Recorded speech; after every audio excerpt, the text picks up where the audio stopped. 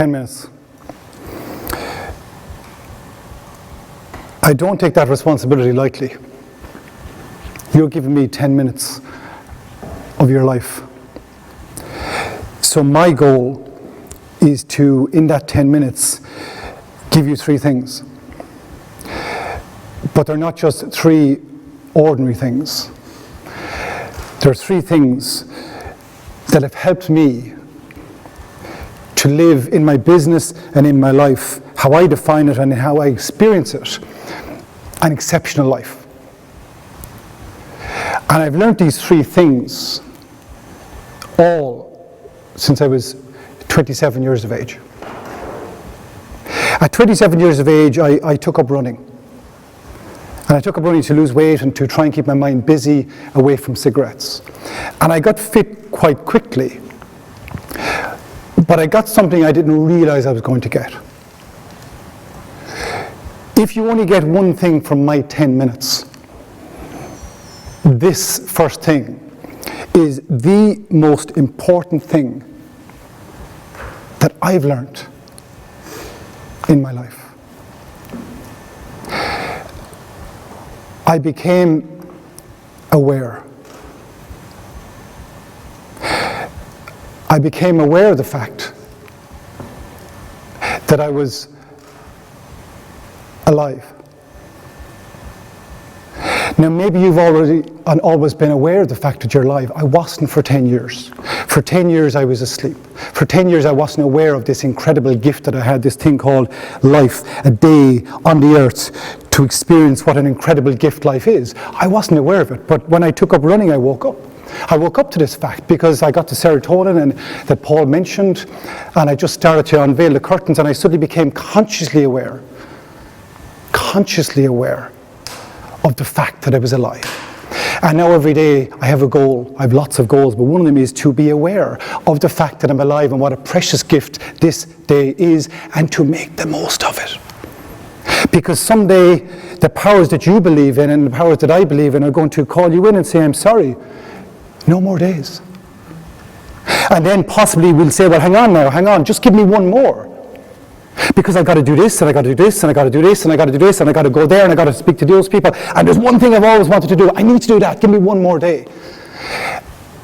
And then the powers that you believe in and I believe in will probably say, well,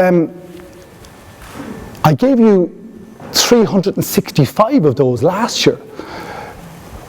What did you do with those? So I would encourage you, if you're not already, be aware of the fact that you're alive. That's the first one. The second one, about 2 years ago, I got an inquiry to speak in a particular county that was 3.5 hours from my house. And I asked the person that hired me, I said, who's the audience? And they told me the audience. I said, what are the messages? I wrote down the messages. I said, I'll see you in a month. The next day, by pure coincidence, my phone rang from the same county. This gentleman hired me to speak. I said, who's the audience? He told me the audience. I said, what are the messages? And he gave me the messages, and I compared them, and they're identical. I said, I think I have this inquiry already. Did somebody from your company not ring me yesterday? And they said, no. And I said, what time is this presentation on it? 8 o'clock, 4 o'clock. Just by pure coincidence, 2 identical presentations. Now, you might think that the most efficient use of my time is to prepare one presentation. I didn't. I prepared 2 completely different presentations for 2 reasons. Here's the first reason. I work for remuneration. Every business is in business to make a profit. Here's the thing. I have a value in my business, and in the companies that I'm fortunate enough to work in, I always say, well, can I see your values, please? And can I see evidence? I want to see evidence. Can I see evidence that you're living the values?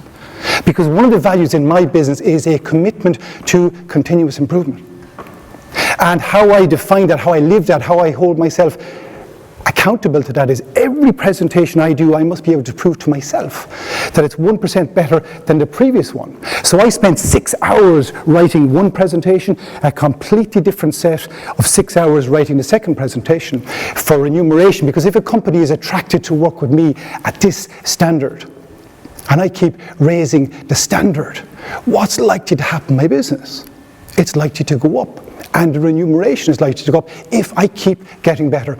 That's the first reason. Here's the second reason. As I was driving home to my hometown of Mullingar that night, 3.5 hours, here's the real reason why I did it. For 3.5 hours, I was buzzing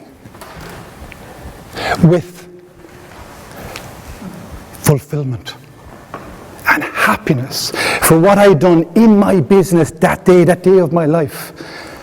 And what I've learned, and Paul mentioned about giving, human beings derive happiness from two areas. Happiness is derived from contribution and from growth. And I've learned that my success, my happiness index in life is determined by how uncomfortable I am prepared to get. So my second thing is I would encourage you to be uncomfortable. As you go through life, to be uncomfortable. That's how I lead an exceptional life in my business. I get even more and more and more excited about what I do because I ask more of myself every day, not the same. So I seem to be getting happier and happier and happier, but it's because I continually commit to continuous improvement. So be aware, be uncomfortable. My final one is this. About 14 years ago, 3 years into, I set up a business 14 years ago. 3 years into that, I was incredibly busy. We all remember that time. I was incredibly busy. My business was absolutely incredibly busy. That sounds wonderful, but I couldn't cope with it. And a friend of mine just happened to walk into my office one day, and he walked in on the wrong day because I was stressed. I had 16 messages on my phone. My staff were coming in and demanding of my time. And you've got to go there, you've got to go there, and you've got to go there. And my friend just happened to walk in at the wrong time. And I had this A4 diary, 2 double pages. Every single space was covered in ink of stuff I had to do. And I actually picked up this big diary and I threw it across the table at him. I said, look, I cannot cope with this. Help me. And he said, close your eyes. And I said, what do you mean close my eyes? I said, I'm too busy. Will you just help me? Look, this is my life. And he said, close your eyes. In the next 30 seconds, he taught me one of the 3 most important things. I've already shared 2 of them. He taught me something that's had a profound impact on me ever since. He said, Gerry, open your eyes. But what I didn't realize was I heard this shuffling of paper. I didn't realize it was a diary. In a fistful of his hand, he had grabbed about 25, 30 pages, and he'd gone forward 4 months. And as I'm going to open my eyes, he's pushing my diary back in front of me. And he said, Gerry, it could be worse.